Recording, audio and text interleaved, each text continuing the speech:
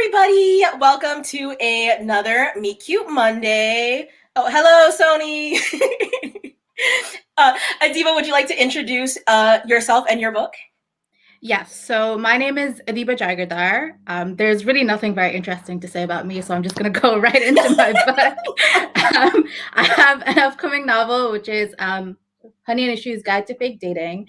It's about these two Bengali girls, Honey and Ishu. This is Honey, and this is Ishu. The camera, shows it like the opposite sides. It's confusing. So Honey and Ishu, they decide to start fake dating. Honey, because she thinks she needs to validate her bisexuality to her friends. Ishu, because she wants to be head girl and impress her parents. And as their fake dating turns into something real, they need to figure out if they're willing to make a few sacrifices for their happily ever after. I love it. I'm like, your book sounds, I mean, one, it sounds so cute, but like the cover is like ridiculous.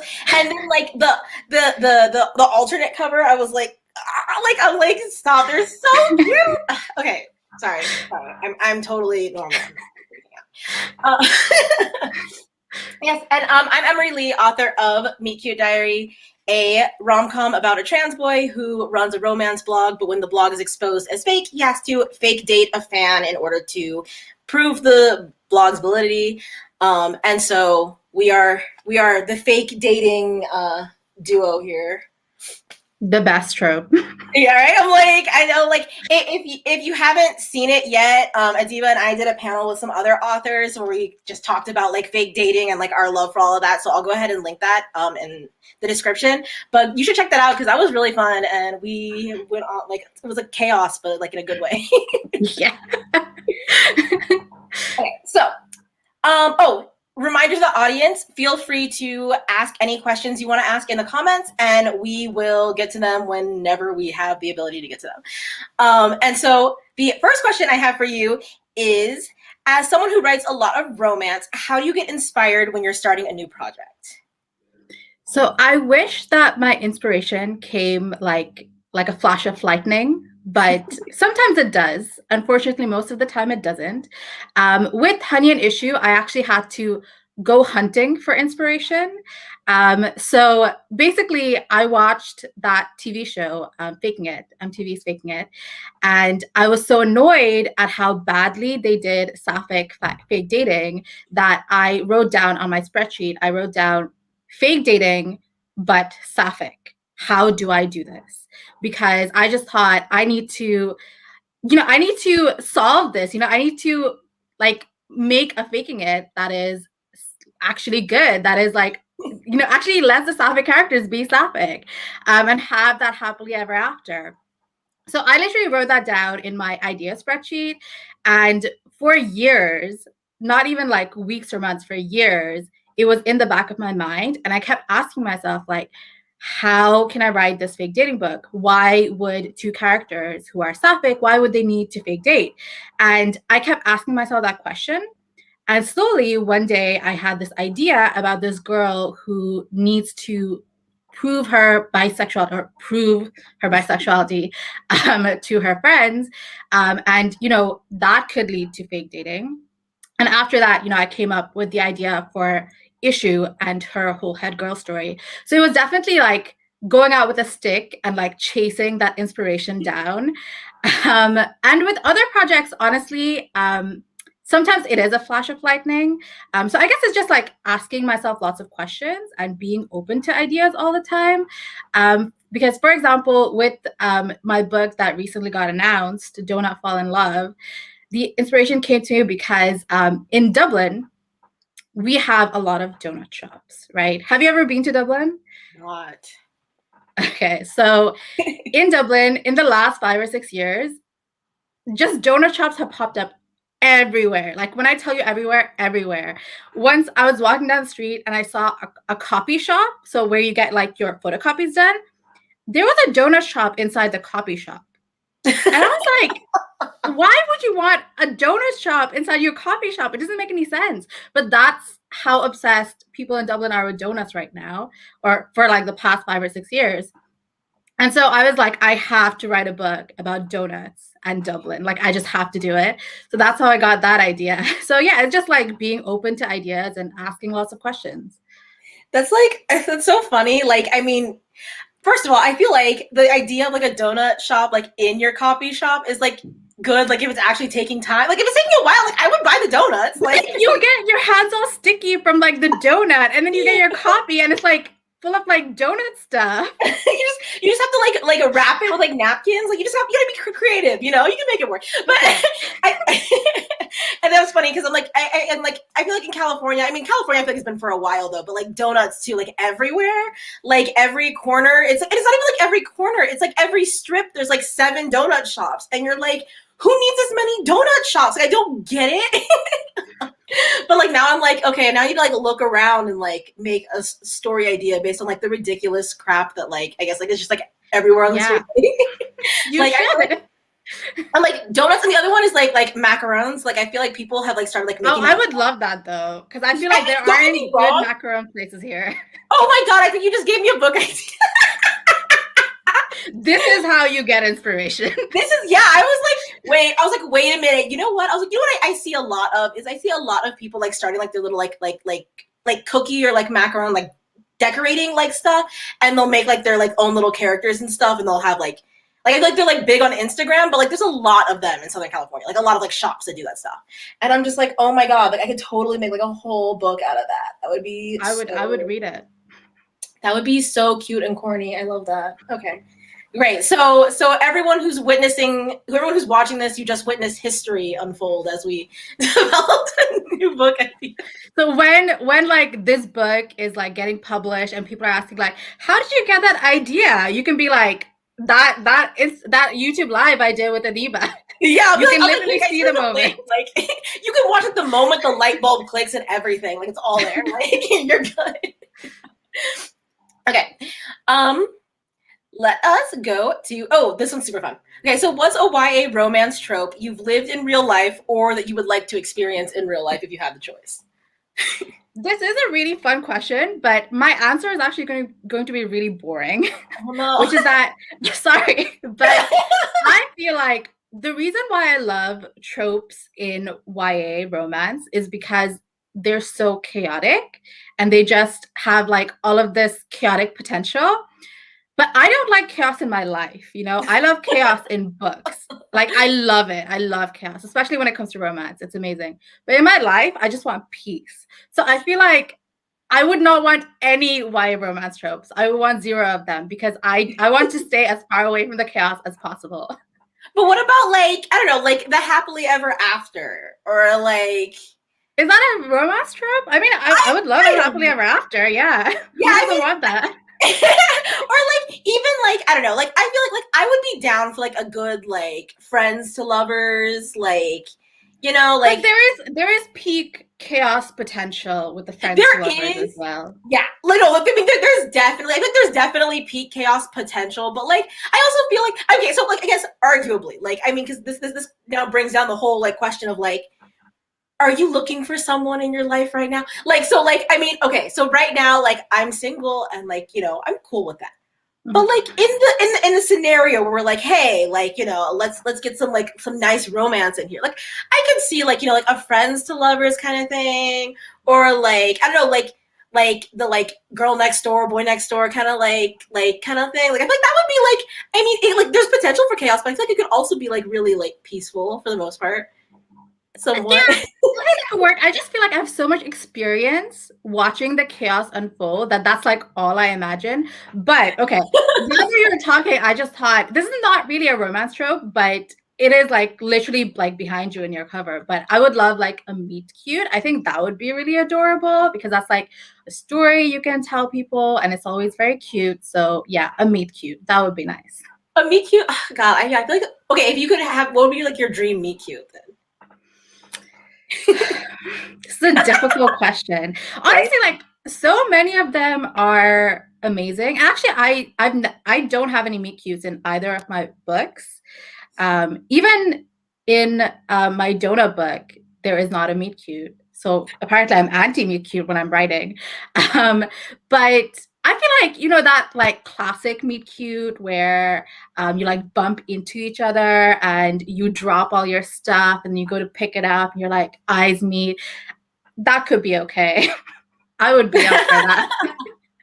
Like I feel like that would be like I feel like it's like I mean, but I don't know. Is it too cliche that we're authors to be like, I would love to like bump into someone like at a bookstore and you're like Oh reaching my for god, like a coffee shop, like that actor, what's his name? Riz Ahmed. yes. Oh my god. Like that's like yeah. You're like what that could happen. Like that's so not fair. Honestly, I did not have a meet cute, but I had this one experience where I was literally at a cafe and I had my laptop and I was like writing away.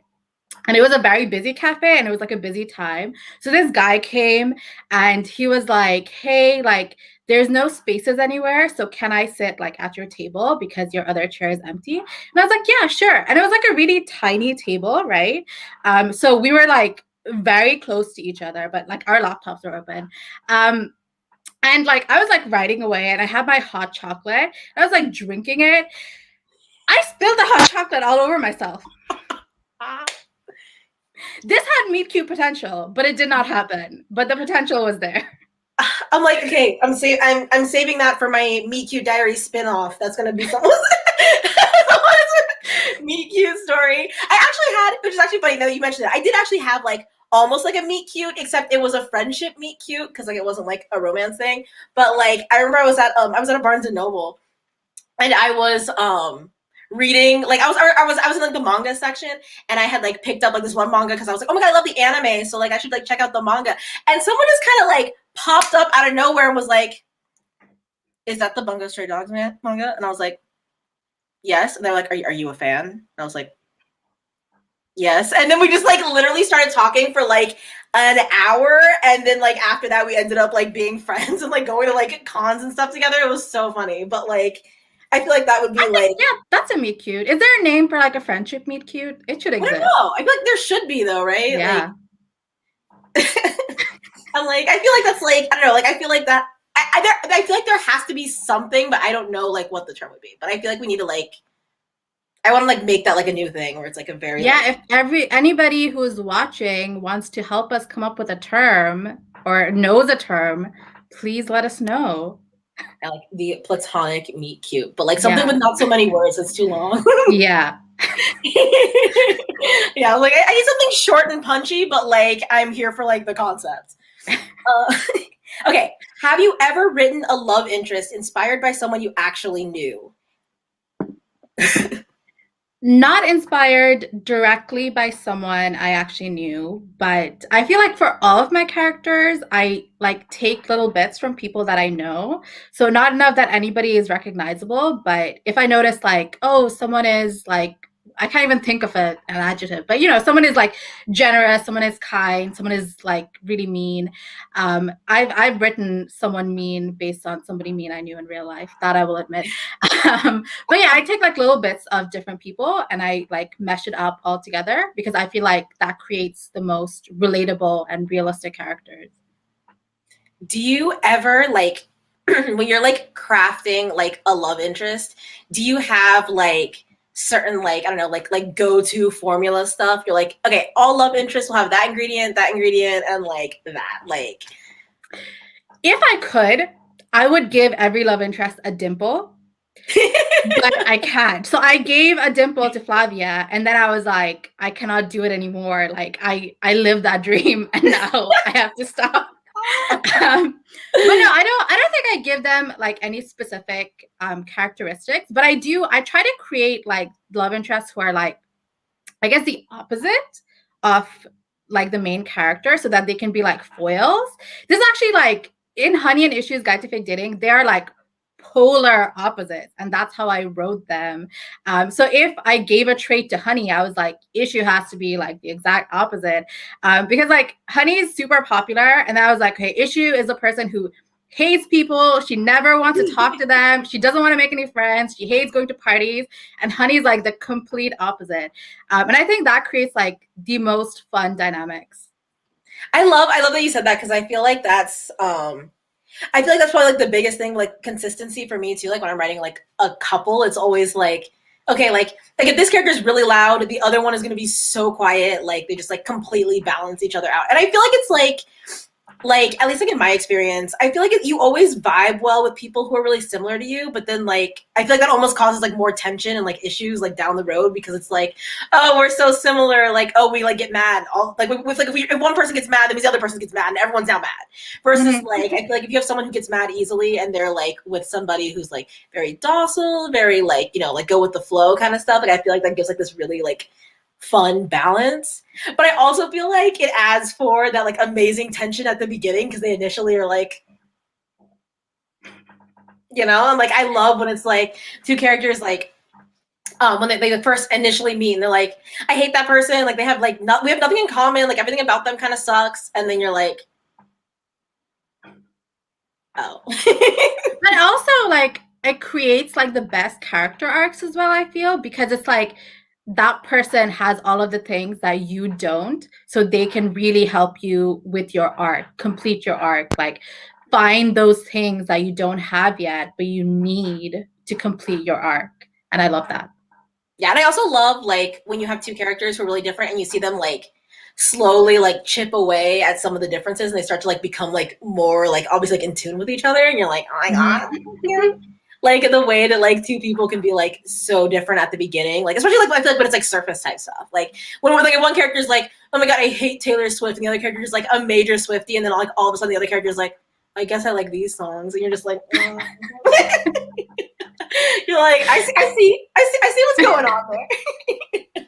I love that too. Yeah, just like writing opposite characters, I think it's amazing. They make like the best dynamic, the best chemistry.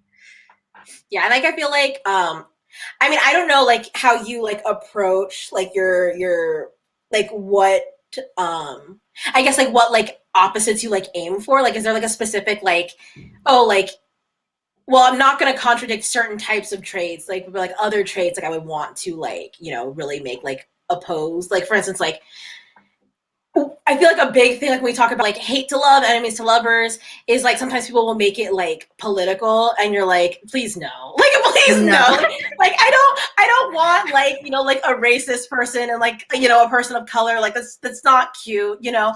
But like as far as like when you're approaching like, okay, like I'm gonna make it so these characters like opposite in certain ways, or they're like certain things that you kind of like seek out, like oh this trait is like these types of traits are really good to like subvert, like other traits, we'll kind of keep those the same.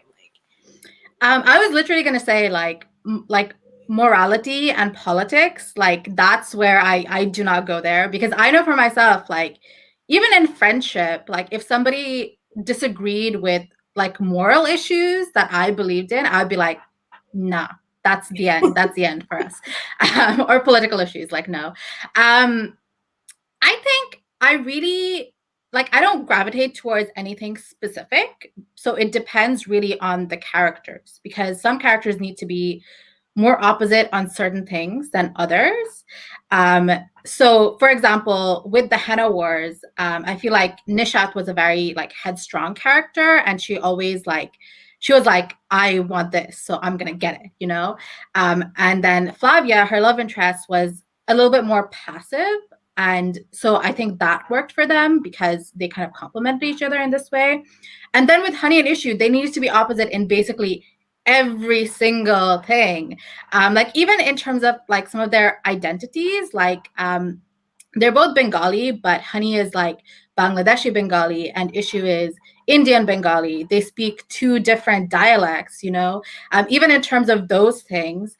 Even like they have similarities, obviously, but they're very, very different. So I just really wanted to write them as the most different characters that I could, in that they could still end up together at the end of the book.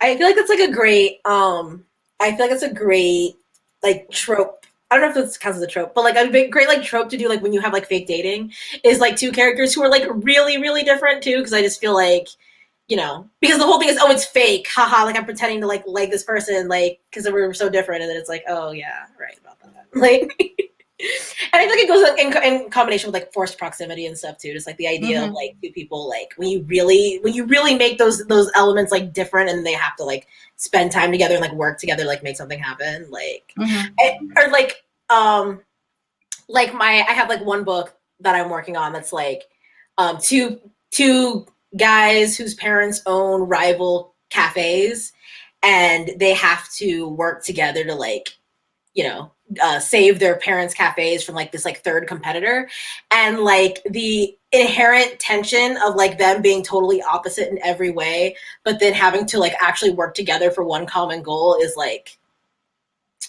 it's good stuff. I love books like that because it's like the tension is like built in, like you can just feel it all the time. I love that. I don't know. I'm so, God, so good. Okay.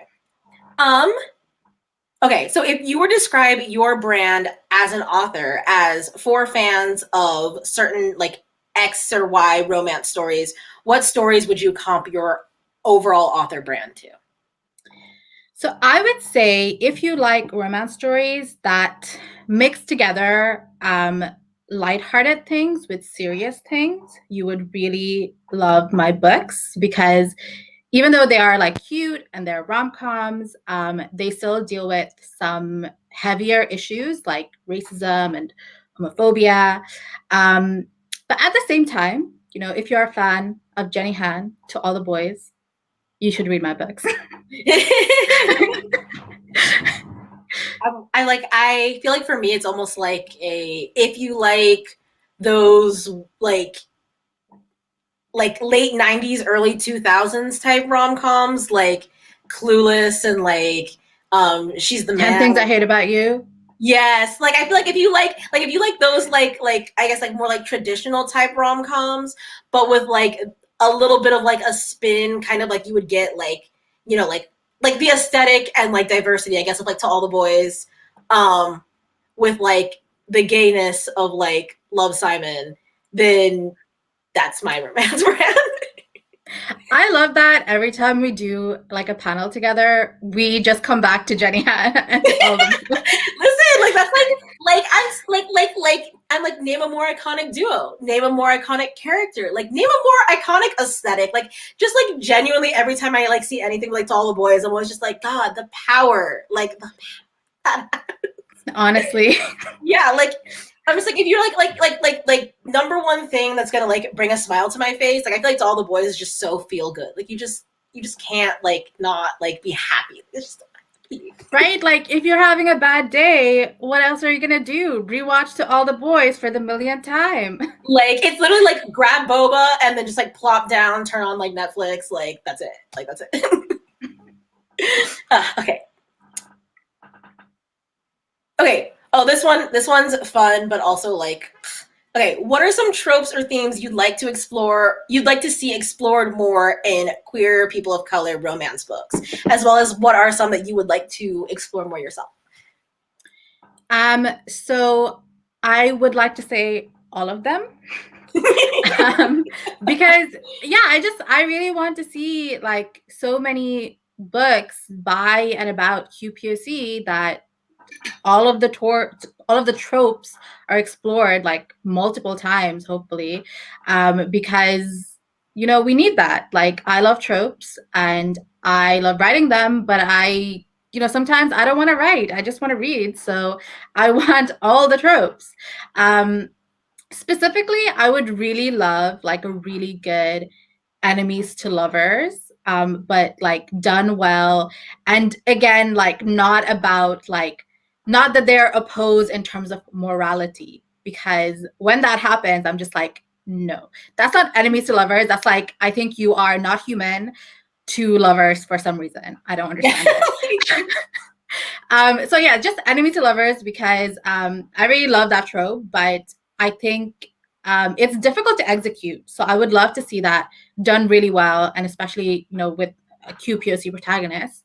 In terms of writing, again, honestly, like all of them, because I love tropes and I just want to write like a bunch of them. So I've already done like rivals to lovers. This one is fake dating, obviously, and then Don't Not Fall in Love is also kind of rivals to lovers and a love triangle. So yeah, those are the tropes I've explored so far. So let's see what happens next, because I'm open to trying all of them. I feel like it's such a common question of like, what do you like in like what part of the market do you feel could use like more diversity and stuff? And I'm always like all of it. Like, but like I do feel like especially when it comes to romance, like I feel like I was talking to a friend the other day about it, and we were just kind of like listing off like some like romance books that we love that have like queer people of color, and it was like your books and like, you know, like three other people. Like I feel like it's so rare that publishing really gives us the room to do like queer and people of color. It's very like pick one, and you're like, and I feel like too, like there's so many good romance tropes, and I feel like the whole concept of like tropes is like, you know, you can see it done a million times and you're still gonna enjoy it. Like that's the part that makes it like punchy and like exciting. So like I feel like the fact that we can like pretty much name like, you know, 3, 4 books maybe for like any trope, like with queer people of color, like if that, it's like, why don't we have like a more robust selection of like everything? Like give it all of it, you know? Um, and so like, yeah, like I feel like in general, like I want to be able to be like, oh, like you like, you know, this super like specific, like you like enemies to lovers. That's also second chance romance with queer people of color. Well, I've got 17 like recommendations, and I'm like, I can't actually. I don't think I have any. I don't think I have anything that combines. I don't think I have it. I was trying to think about while you were saying it, but I can't think of any like second chance romance books with QPOC. We need to write that. You know, I'm like, actually, to be fair, I already wrote that, but it's not published, but I did write it.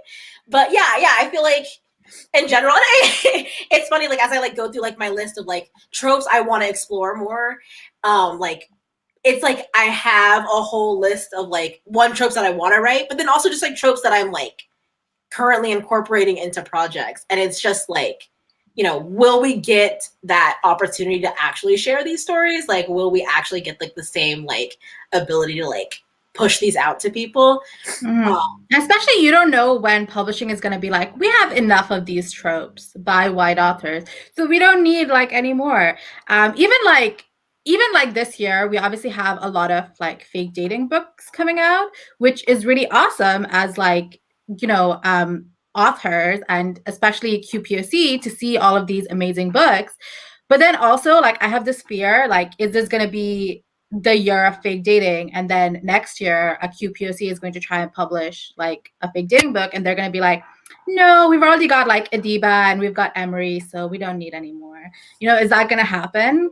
I hate so much like that thing that they do where they're kind of like it's like what happened with dystopian, where they were like, oh, like, you know, we had too much of it. It doesn't sell anymore.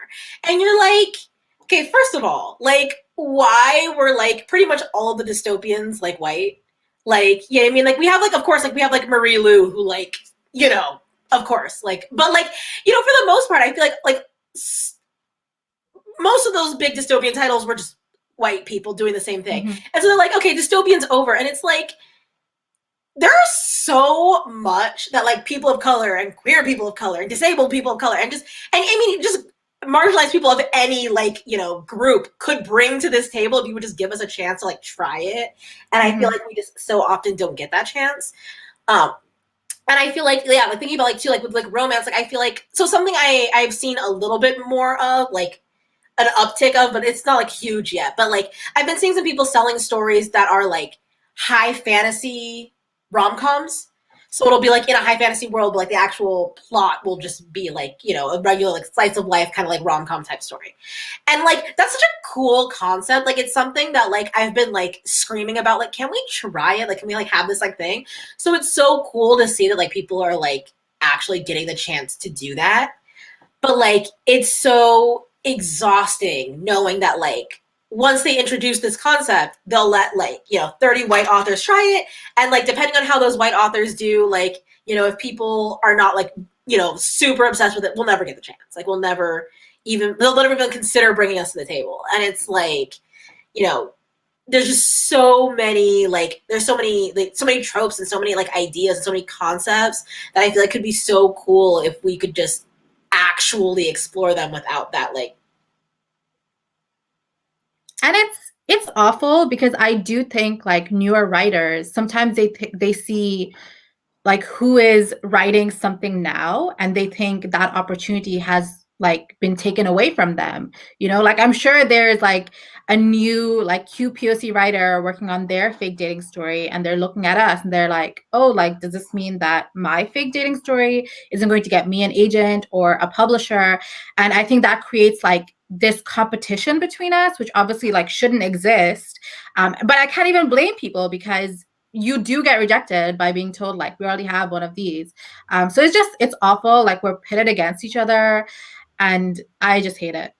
Yeah, like it just makes me think of like when I was first writing like Meet Cute Diary. Like I feel like my first thought was like, how can I make this story like special and unique? Like how can I make it stand out?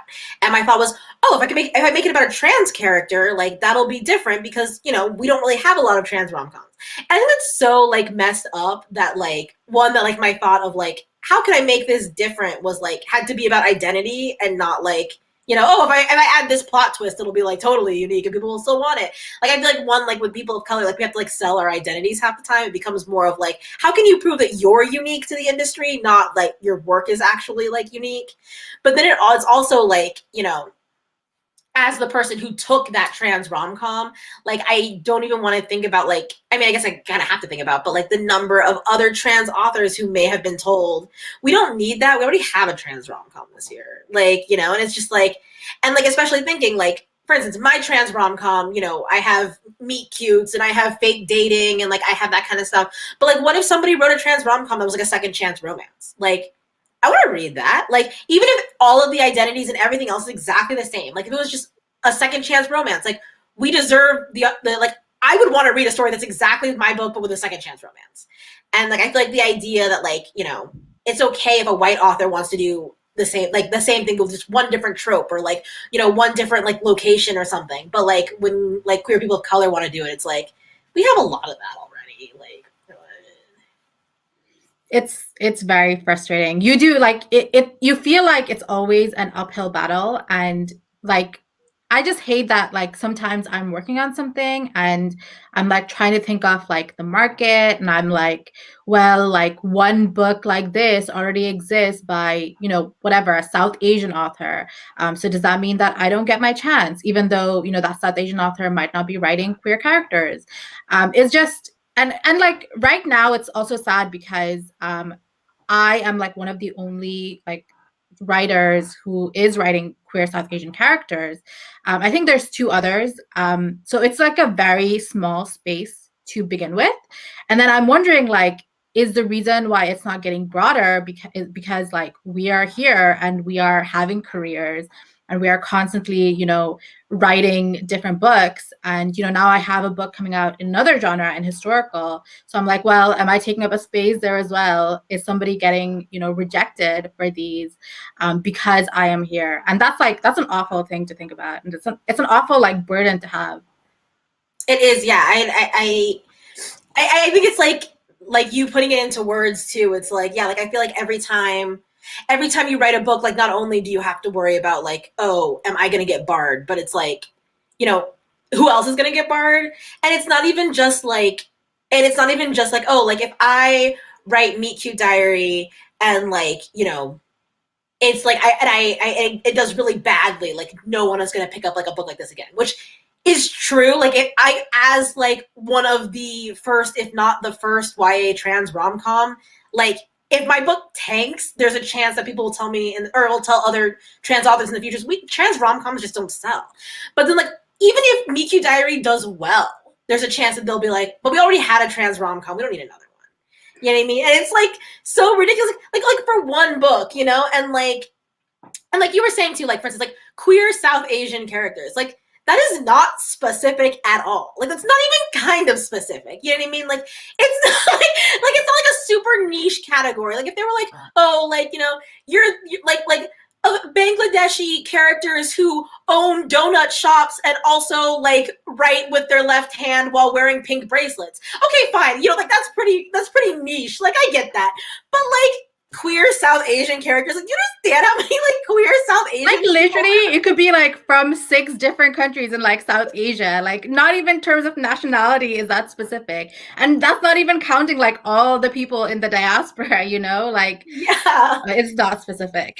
Yeah, and like, and just even looking at like, for instance, like you live in Ireland, like that's going to be a completely different experience than somebody who lives in like Canada or somebody who lives in Brazil. Like, there's like the idea that like you can have 3 authors writing in like this entire like this whole region. Like, it's not, is that, yeah, like it's not even like a country, it's a region.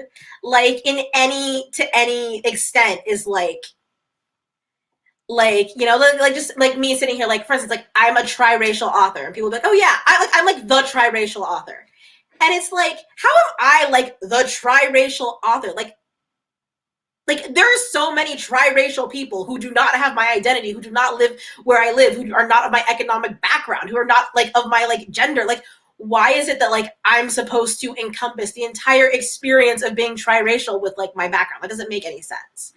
Like, and that's like before you get into tropes, you know what I mean? Like, that's like just like the general concept of like the industry, where it's very like, you know, there's always some reason that they're trying to close the door in our face.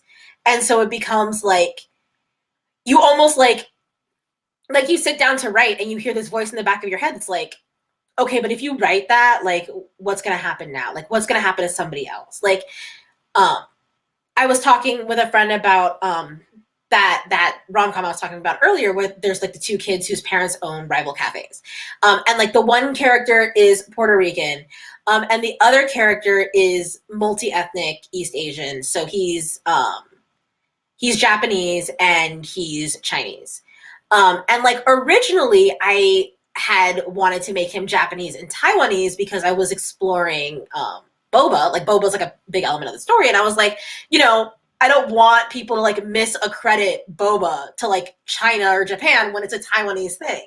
But then at the same time, I kind of reached a point where I was like, if a Taiwanese author gets denied a book deal because I have one character who's part Taiwanese in this story, like, that's gonna ruin my whole life. Like, I will never forgive myself for taking up that space.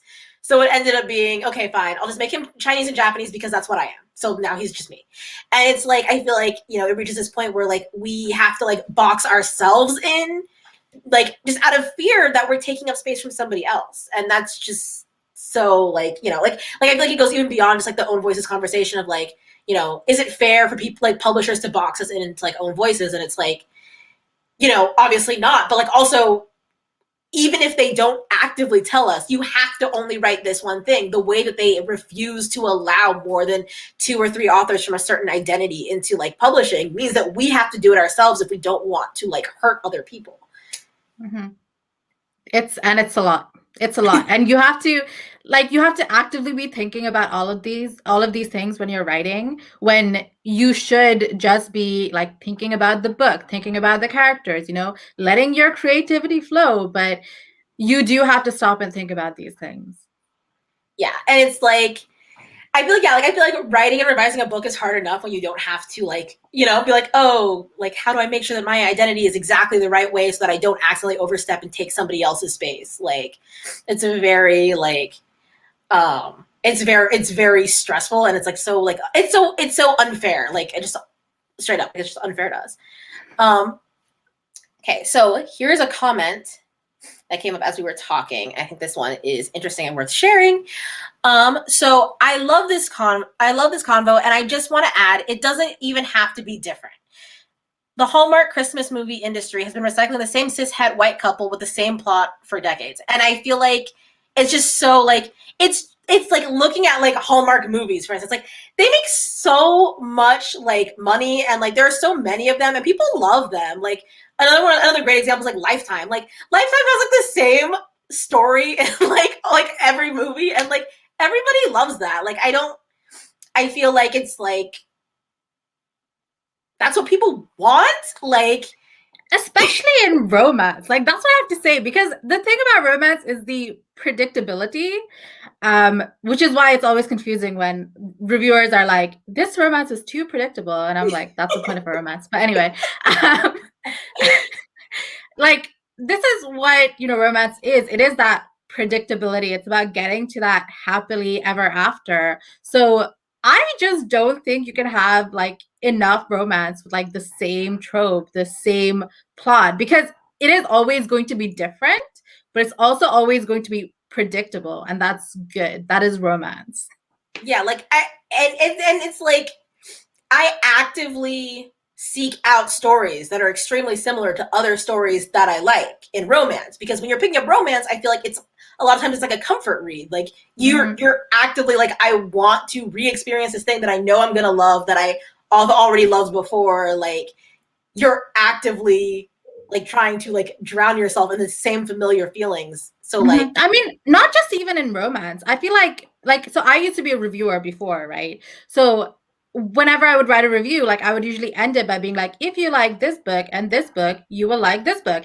And that's really common, that's why we have like all of those like tweets or Instagram posts where people are like, if you're a fan of, Meet Cute Diary, read Honey and Issues Guide to Fake Dating or whatever. Because when people finish a book and they really like it, they're like, I want to experience basically this exact book, but different. That's what we want as readers in all genres, really. Especially like when so I don't read a lot of horror. But I remember when I read this book by Caitlin Starling, and it was like amazing. And I was like, I want this exact book. Like it gave me anxiety. Like that book seriously like gave me anxiety. I could not sleep. Not because I was scared. It just made me feel very claustrophobic. And I was like, it was horrible, but I want to experience this exact same thing again. And I couldn't find it. Like it was obviously very specific, but I couldn't find it. This is what people want in all genres. This is what we want.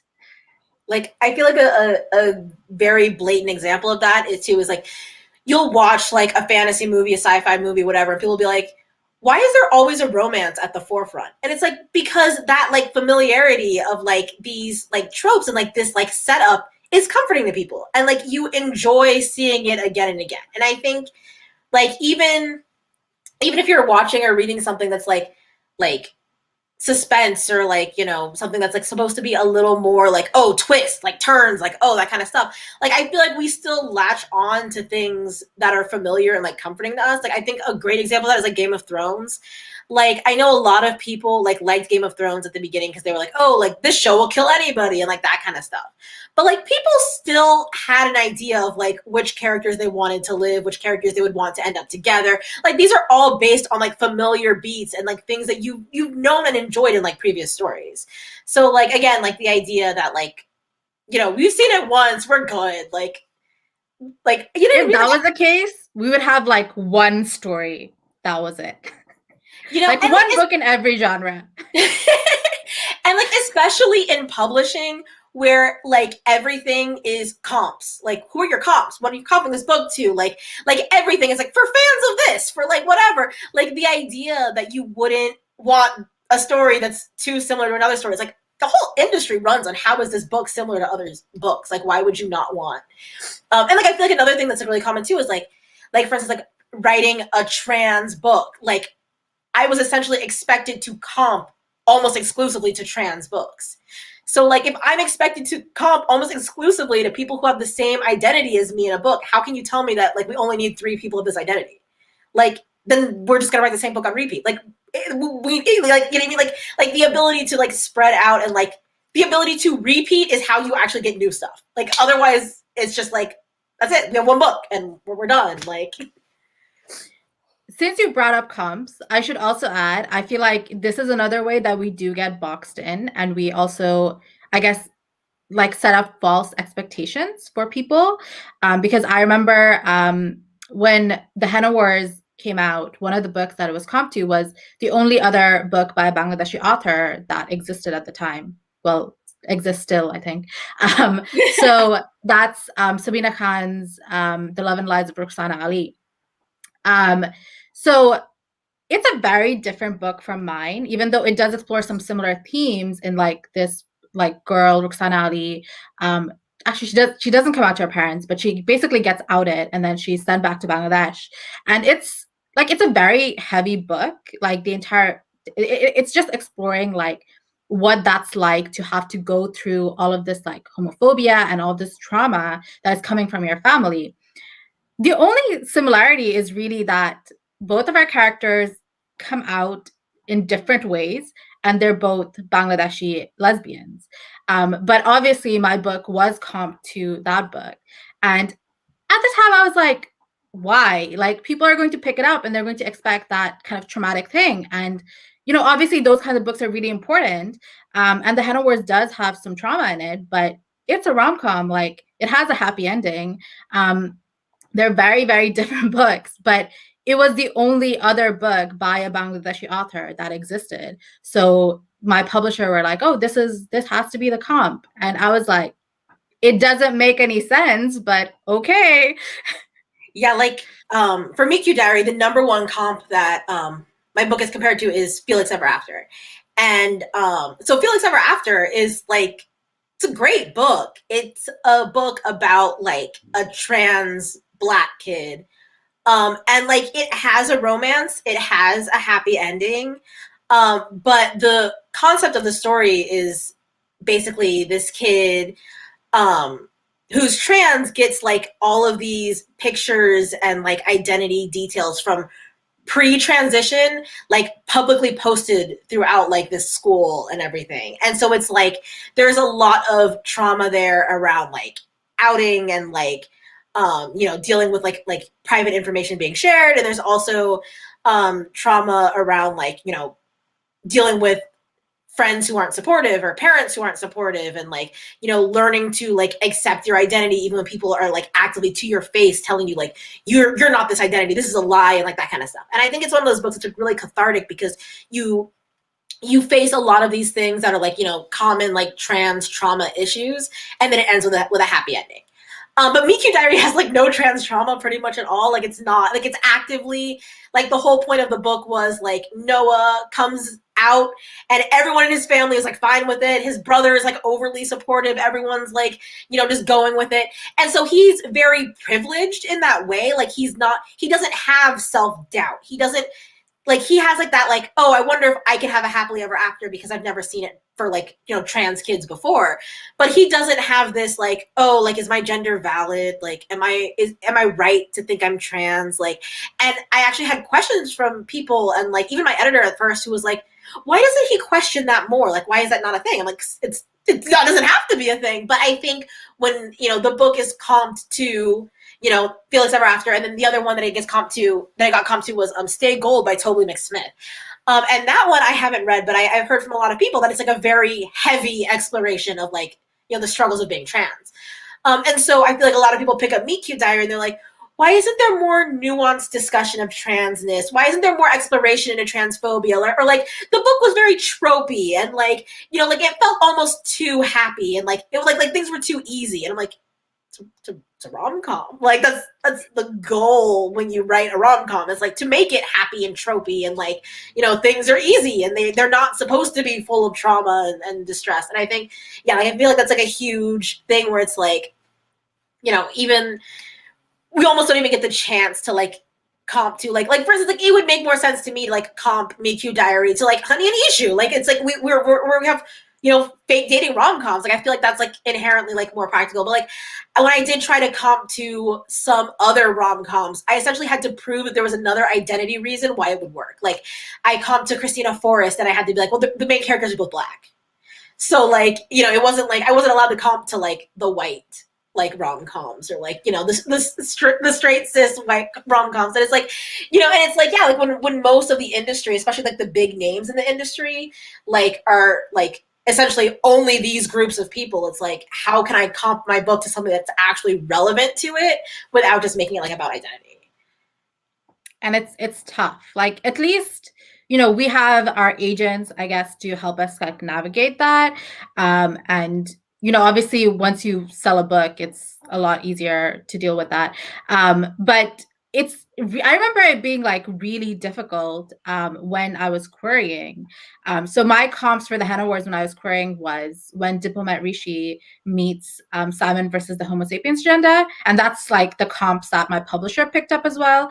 And for me, it was literally like Simon versus is a gay kid, and when Diplomat Rishi, South Asian, so that'll work. And that's because I didn't have like anything else. That like there are no books by Bangladeshi authors that are like mine. Literally, there's only one. That's Sabina Khan's book. So it's very narrow. So I had nothing to compare to, and I did see people being like, I bet this book is only compared to this because they are South Asian. And it's like, yeah, that is literally it. But what else am I supposed to do? Like, what do you want me to do? I have no other options. Yeah, and it's like, and I'm of the can we call a rom-com and a contemporary romance train? Because I do feel like that's also like something that we deal with a lot is like, if I was writing a white rom-com, my book would be straight up comp to rom-coms. It would be called a rom-com, like that would be it.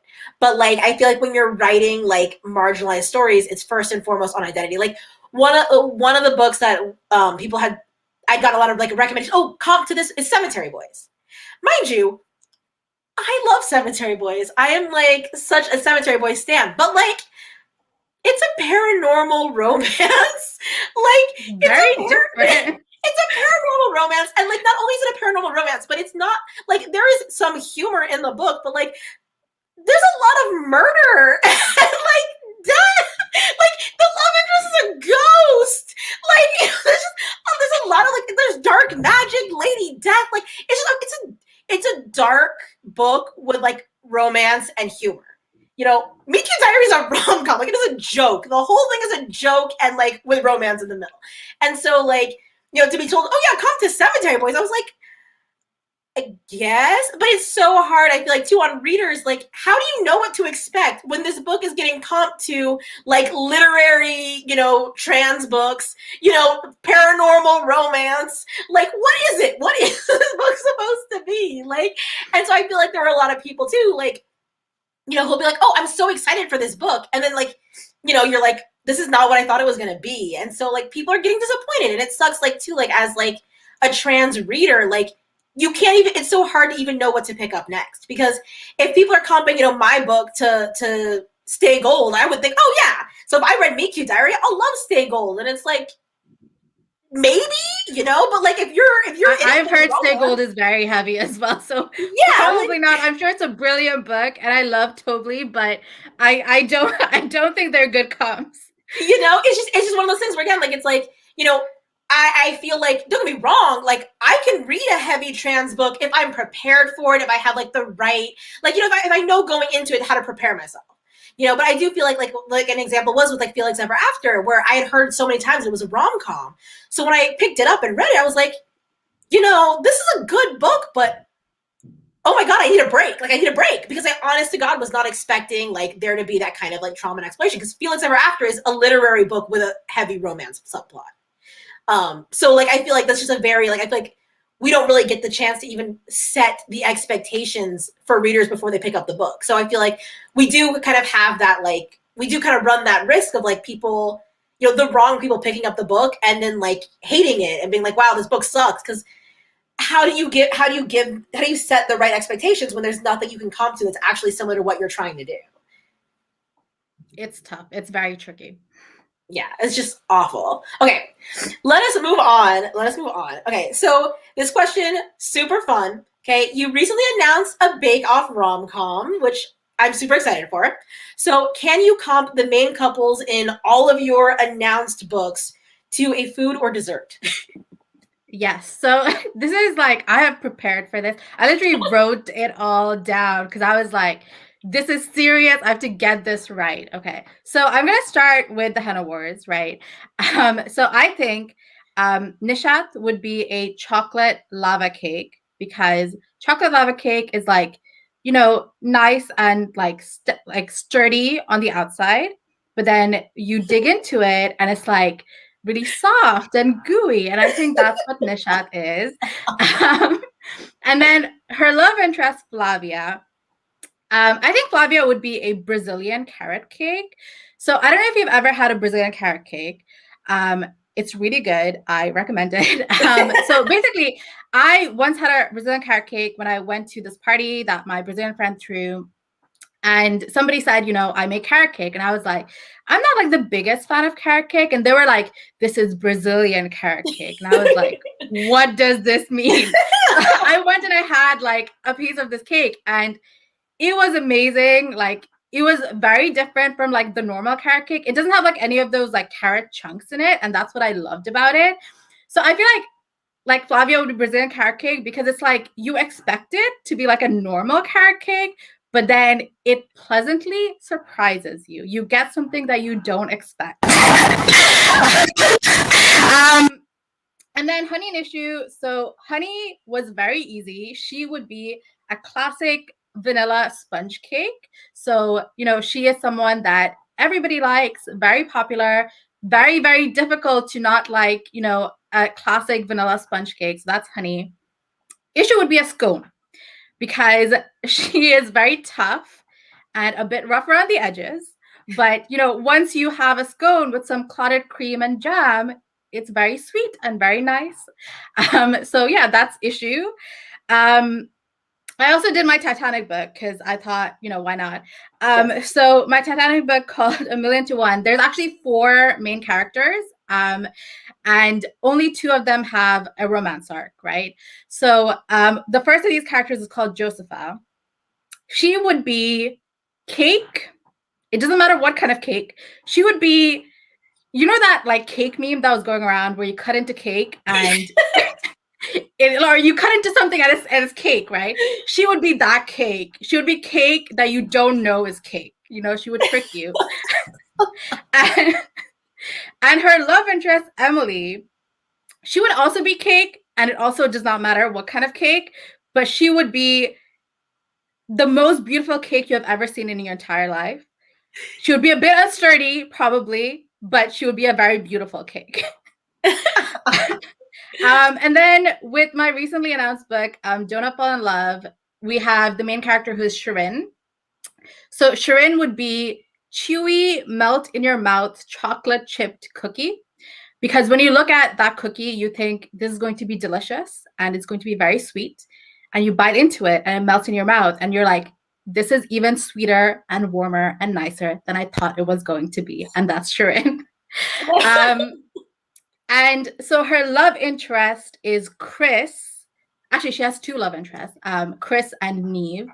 I'm actually not going to explain why they are what they are because it can kind of give a spoiler. So I will say that Chris is a macaron and Neve is a tiffin. Okay. Now I'm gonna hear like You have to give the characters of Meet You Diary. Okay. So I feel like Noah would be like either like a chocolate truffle, like one of those like Godiva truffles, or like a like elaborate 3-tiered champagne flavored cake. And the reason is because he's just so ridiculously like extra and gaudy, and like when you eat it, you're like, I mean, yeah, it's good, but like it's not all that, and it's like that's Noah. Like he just seems like he's just so much more on the outside than like you could ever handle. But then when you actually like eat it, you're like, okay, no, this is like this is like reasonable, this is like normal kind of stuff. But like on the outside, he's just too much to handle. Like it's just ridiculous. And I feel like Drew would be like Swiss Miss hot chocolate.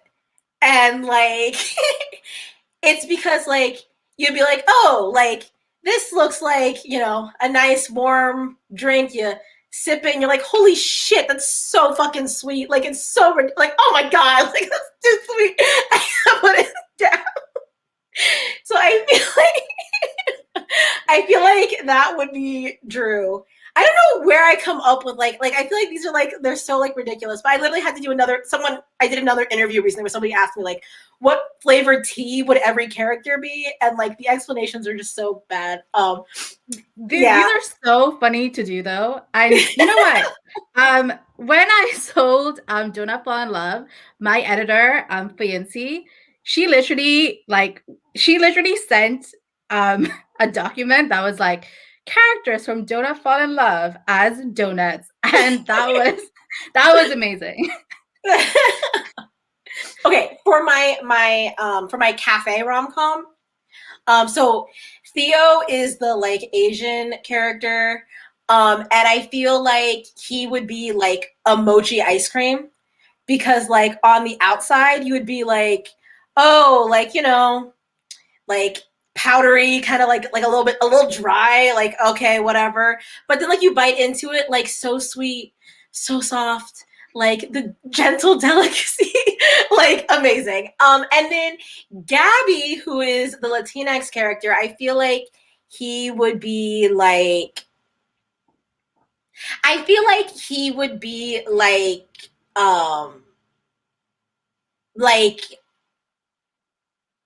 I don't know, like a arroz con leche, um or like something where it's like you're like, oh, that seems like sweet, and then you like eat it and you're like, oh yeah, oh yeah, that's sweet. That's so okay. Yep, that's sweet. Like too sweet to function. I feel like that's I love how for all of yours, they're like you expect something and you get something completely different. Because I just feel like with all of my characters, like it always ends up being like, especially I feel like with a romance, where it's just like I always want the characters to have a different impression of each other at the beginning than they have as they get closer to the person. And so like as a dessert, I feel like they're just things that you wouldn't expect to so sorry. Somebody just entered my apartment complex and they have like masks, like multiple masks, like all over their face. It's completely distracted. They're extra protected. I was like, what the fuck? But yeah, so I feel just like all the characters are gonna feel what you see at the beginning is what they think they're gonna get. And then once you like bite into it, it's like, Those are the best kinds of character. you know. Okay, so we are at time, but would you like to go ahead and pitch your book one last time? Yes. So my upcoming novel is Honey and ISHU'S Guide to Fake Dating. If you forgot what I just said, Honey is a vanilla sponge cake, and ISHU is a scone, which is very important in this pitch, right? So this book is about two Bengali girls, Honey and ISHU, who decide to fake date. Honey, in order to validate her bisexuality to her friends, ISHU in order to become head girl and impress her parents. But as their fake dating turns into something real, they have to decide if they're willing to make a few sacrifices in order to get their happily ever after. Such a perfect pitch. And where can people find you online? So I'm on Twitter at Adiba_J. I forgot that for a second. And on Instagram, I'm at DIBS_J. Perfect. And my book is Meet Cute Diary, a rom-com about a trans boy, his romance blog, and the fake relationship that he stages in order to save the blog from troll.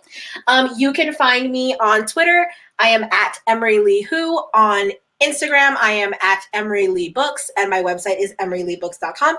I will go ahead and include the links below. So thank you all for coming. Thank you, Adiba, because it was fun. And don't forget to show up next week. On Monday, I will be talking with another YA romance author, and I will actually be hosting a giveaway that week. So be here. Thanks for coming. Bye, everybody. Bye.